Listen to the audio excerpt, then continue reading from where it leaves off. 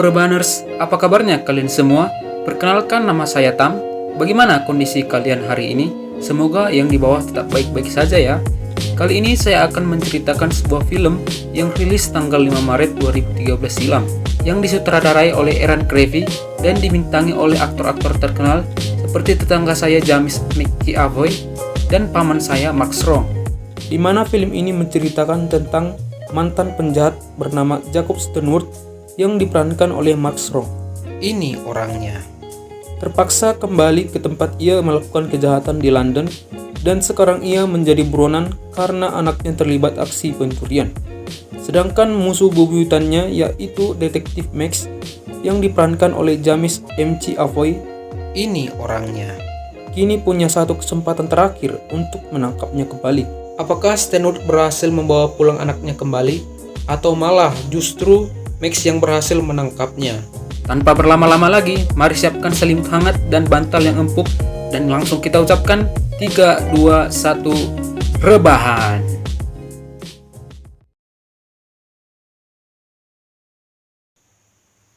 Scene diawali saat diperlihatkannya Steinwert dan komplotannya melakukan aksi perampokan. Di sisi lain, Max yang seorang polisi mengetahui hal itu dan segera melaporkan kejadian tersebut pada atasannya. Kemudian terjadi kejar-mengejar antara Max dan Steinwert beserta komplotannya. Singkat cerita, Max berhasil mencegat Steinwert dengan memukulnya menggunakan tongkat baseball no skin-nya tersebut, sehingga membuat Steinwert jatuh dari motornya. Akan tetapi, ia malah tertembak di bagian kaki dan hampir saja dibunuh oleh Steinwert. Steinwert kelihatannya enggan membunuh Max dan kabur begitu saja, dan film Welcome to the Punch pun baru dimulai. Scene berpindah setelah 3 tahun kejadian tersebut, di mana diperlihatkannya seorang anak muda bernama Ruan Steinwert. Ini orangnya. Ia merupakan anak dari Jacob Steinwert yang sedang berada di dalam pesawat menggunakan paspor samaran William Morgan dengan kondisi luka tembak di bagian perutnya. Karena tidak kuasa menahan rasa sakit, ia pun terpaksa turun dari pesawat yang akan lepas landas tersebut. Tak beberapa jauh dia berlari, ia pun jatuh, dan saat itu juga ia menelepon ayahnya Jacob Steinwert untuk meminta maaf, dan sayangnya ia pun tertangkap petugas di sana.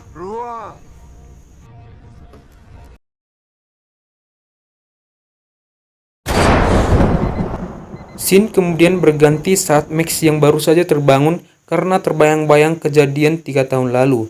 Ia masih menderita lukanya dan harus menggunakan obat untuk rasa sakitnya. Dia bekerja bersama rekannya Sarah yang diperankan oleh Andrea Riseborough. Ini orangnya. Scene kemudian berpindah di mana Max dan Sarah sedang mengawal seorang tahanan bernama Dan Warnes yang diperankan oleh Johnny Harris. Ini orangnya. Yang dicurigai terlibat dalam perdagangan senjata ilegal. Singkat cerita, mereka pun sampai dan bertemu dengan komandan ambisius bernama Thomas yang diperankan oleh David Morrissey. Ini orangnya. Dan Nathan yang diperankan oleh Daniel Mays. Ini orangnya. Yang memberitahu mereka bahwa Dan Warnes harus dibebaskan karena kurangnya bukti. Peringatan telah dilihat oleh seorang penjaga keamanan di halaman kontainer sehubungan dengan pelanggaran tersebut. Tetapi sekarang penjaga tersebut telah menarik kembali pernyataannya. Max yang tengah santai di kantor sambil nyeruput kopi kapal api, terkejut saat mendengar info dari rekannya bernama Juka, yang diperankan oleh Daniel Kaluuya. Ini orangnya. Ia mendengar bahwa putra Steinwert, Ruan, telah pingsan di landasan pacu pesawat saat berpergian dengan nama samaran dan telah dirawat di rumah sakit. Dan sayangnya, Ruan telah membuat panggilan ke nomor telepon rumah Islandia sebelum dia pingsan. Selang beberapa waktu, Nathan yang seorang polisi berniat mengirimkan anak buahnya pergi ke Islandia untuk menemukan Jacob Steinwert. Tetapi Max tidak percaya dengan ide ini. Polisi mengabaikan keraguan Max. Singkat waktu, para polisi pergi ke Islandia dan mengepung rumah Steinwert. Akan tetapi, Steinwert yang sudah tahu para polisi akan datang ke tempatnya, sudah mempersiapkan pelariannya dengan sangat rapi dan berhasil kabur. Polisi yang sedang mengecek rumahnya berharap ada sesuatu yang bisa dijadikan barang bukti, tapi saat polisi itu membuka pintunya, tiba-tiba sebuah bom pun meledak dan polisi-polisi itu pun modar. Sedangkan Stanwood duduk santuy di pesawat yang akan berangkat ke London itu. Scene kemudian kembali pada si Max yang sedang mendengarkan sesi Q&A dari seorang komandan Thomas, dan kebetulan ia bertemu dengan calon pemilu yang tengah diadakan di sana. Setelah itu, Max bertemu Thomas dan Nathan. Ia menyarankan agar lokasi Ruan dipublikasikan untuk menarik perhatian Stanwood dan menawarkan untuk tinggal di rumah sakit dengan Sarah untuk menunggu kemunculan Stanwood. Di sisi lain, Stanwood yang sudah sampai di London segera menjumpai Pak Tua teman lamanya bernama Roy Kiyoshi. Salah, Roy saja. Dia menanyakan tentang kondisi dan keberadaan anaknya Ruan. Stanwood yang diberitahu Roy bahwa anaknya Ruan telah dipindahkan ke rumah sakit dan ia pun langsung tancap gas ke sana. Sesampainya di rumah sakit, betapa mudahnya ia menemukan ruangan anaknya berada. Tapi untuk memastikan apakah ada orang yang menjaganya, ia kebetulan bertemu pria pengunjung yang sedang kebingungan mencari ruangan yang ia cari. Dengan IQ 200 plus-plusnya, ia menunjukkan ruangan yang dicari, tapi ia malah menunjukkan ruangan anaknya tadi. Saat pria itu masuk, betapa kagetnya Stanwood bahwa anaknya telah dipantau oleh polisi bersenjata dedet dan siapa saja yang masuk ke sana akan ditangkap. Tak lama setelah kejadian itu, Ruan meninggal dunia tanpa sepengetahuan ayahnya Stanwood.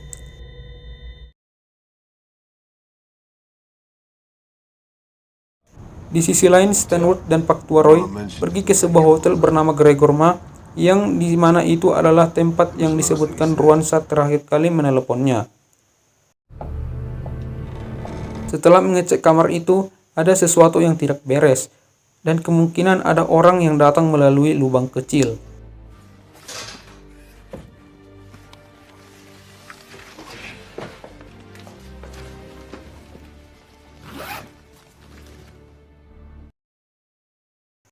Setelah itu, Pak Tua Roy datang ke sebuah barbershop yang pengen potong rambut agar terlihat kece dan tampan di mata para cewek seksoi.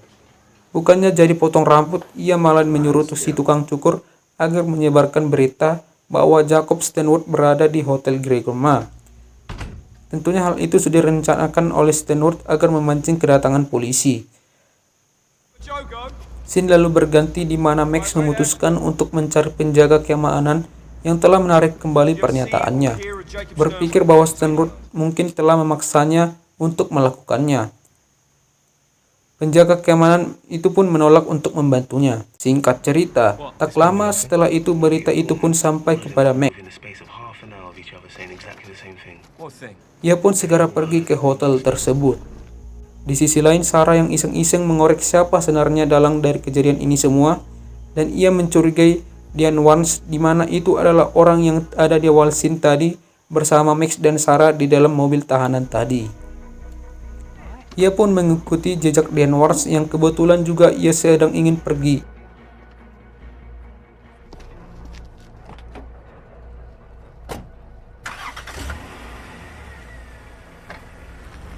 Tapi sayangnya ia ketahuan dan langsung dibunuh oleh Diane Warnes.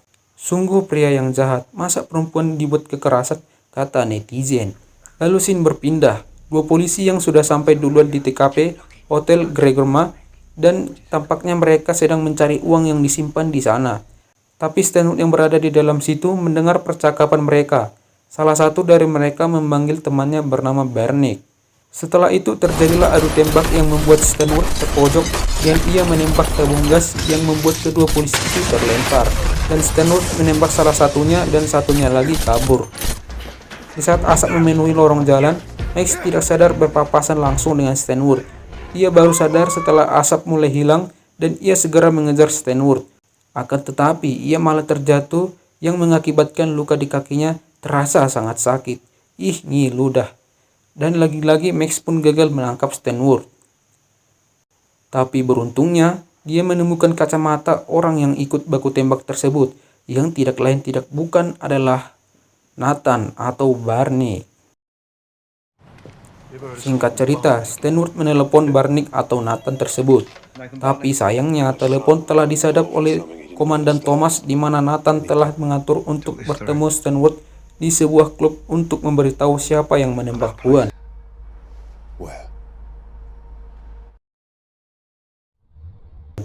Sementara itu, Pak Tua Roy berpura-pura sedang memperbaiki mesin mainan, tetapi ia menempelkan pistol di bawah meja mesin mainan itu, supaya jika terjadi hal yang tidak diinginkan, Stanwood bisa mengambil pistol itu untuk melawan Nathan. Di sisi lain, Max yang sedang berada di TKP Hotel Gregorma sedang menggambarkan kejadian tadi malam, kedatangan Komandan Thomas. Thomas memberitahu Max bahwa Nathan dan Stanwood akan bertemu di sebuah klub. Setelah Thomas memberikan alamatnya, Max pun langsung pergi ke klub tersebut. Stanwood yang sudah sampai duluan di klub langsung masuk. Di sini kita akan diperlihatkan bahwa Nathan telah bekerja sama dengan Diane Ward yang menyiapkan semua ini. Tak lama setelah itu, Max tiba di sana dan langsung masuk lewat kaca belakang dengan membawa senjata. Max dan Stanwood pun bertemu di satu ruangan, dengan Max yang menurunkan senjata kepada Stanwood. Tapi tiba-tiba, Nathan dan Diane Ward menyerang mereka menggunakan P9 Extra dan AUG No Skin. Sebuah baku tembak pun terjadi. Max dan Stanwood pun terpojok karena kalah senjata dan Stanwood tidak bersenjata. Stanwood pun lari ke tempat mesin mainan yang dimana sudah ada pistol yang telah dipersiapkan Pak Tua Roy. Layaknya di film-film lain, 1000 peluru akan kalah dengan 1 peluru, dan Nathan pun modar terkena headshot oleh pistol No Skin Stanwood. Di sisi lain, Max yang sudah terpojok, tiba-tiba Stanwood muncul membantu Max dan mereka berdua langsung kabur menggunakan mobil. Di dalam mobil terjadilah adu tinju antara Max versus Stanwood, tapi lagi-lagi Max harus kalah karena Stanwood menurunkan pistol kepadanya. Dan ia menyuruh Max membawanya bertemu putranya Ruan yang sudah tak bernyawa itu. Sampainya di rumah sakit, air mata Stanwood pun pecah mengetahui putranya Ruan sudah tidak bernyawa lagi. Dan saat itu juga ia mendorongkan senjata ke kepala Max, tapi lagi-lagi ia enggan melakukan itu. Mereka pun memutuskan untuk menuntaskan masalah ini. Akan tetapi saat keluar dari kamar mayat, Max bertemu juga yang membawa mayat Sarah.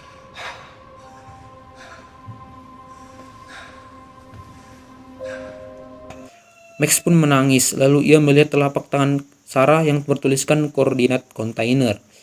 Lalu Stanwood langsung menyeret Max pergi menggunakan mobil.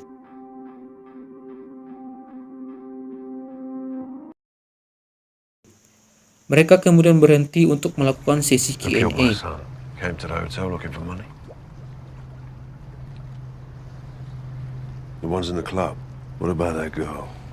Yang dimana akan terkuak semua fakta tentang masalah ini semua, yaitu Diane Ward lah yang telah membunuh Ruan dan bekerja sama dengan Nathan dan tidak kalian sangka-sangka yaitu Komandan Thomas.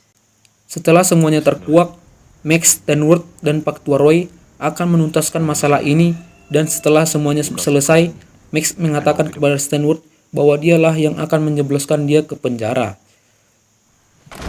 Scene kemudian berpindah di mana Diane Ward baru saja pulang ke rumah neneknya. Dari ya biasalah. Saat masuk, Diane Ward memanggil neneknya, akan tetapi tidak ada suara yang menyahut. Dan ia merasa ada yang aneh. Lalu ia membuka pintu ruang tamu. Tanpa diduga, Max, Stanwood, dan Pak Tua sudah bersama neneknya. Melihat hal itu, Diane Ward menurunkan senjatanya dan duduk bersama mereka.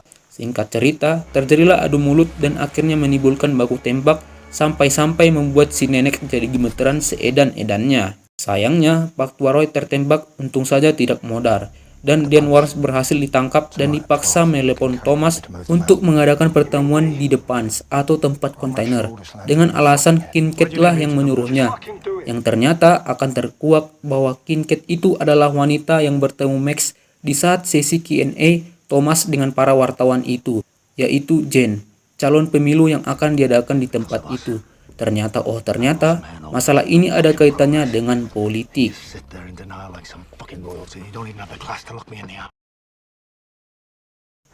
Scene kemudian berganti di mana Max dan Stanworth sudah sampai di depan bersama Danvers yang sudah diborgol. Tempat mereka akan bertemu Thomas. Tak lama kemudian sampailah Thomas di TKP. Dengan sangat hati-hati, ia pun masuk ke depan. Tapi tiba-tiba, sebuah mobil besar menabrak mobil Thomas. Max dan Stanworth pun langsung menangkapnya dan melakukan interogasi. Max menyalahkan Thomas atas kematian Sarah dan menuduhnya terlibat dalam kesepakatan senjata di antara transaksi kriminal lainnya. Thomas mengakui sambil menutup mata dalam banyak kesempatan. Tak lama mereka berbincang-bincang, tiba-tiba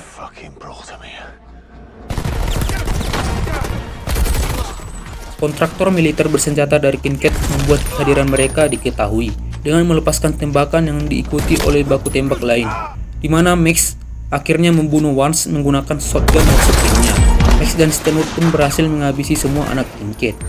Thomas kabur tapi mereka sempat mengejarnya dan Stanwood langsung menembak mati Thomas. Max dan Stanwood pun sekarang saling berhadapan dan Max mengangkat senjatanya. Tetapi mengingat waktu sebelumnya ketika Stanwood sengaja tidak membunuhnya, memungkinkan dia untuk melarikan diri. Di saat yang bersamaan, polisi pun tiba kemudian menyerahkan dirinya ke polisi. Tamat ending yang cukup membagongkan. Bagaimana? Film yang cukup seru kan? Film ini cukup menarik, di mana jagoan dan penjahat bersatu untuk menemukan penjahat sebenarnya, yang ternyata teman dekatnya dengan bekerja sama dengan pejabat kotor yang berpura-pura dan memanfaatkannya. Film ini memberitahu kita bahwa tidak selamanya teman menjadi kawan, karena sebagian hanya memanfaatkan kalian demi sebuah tujuan. Oh iya, jangan lupa like dan subscribe juga ya. See you!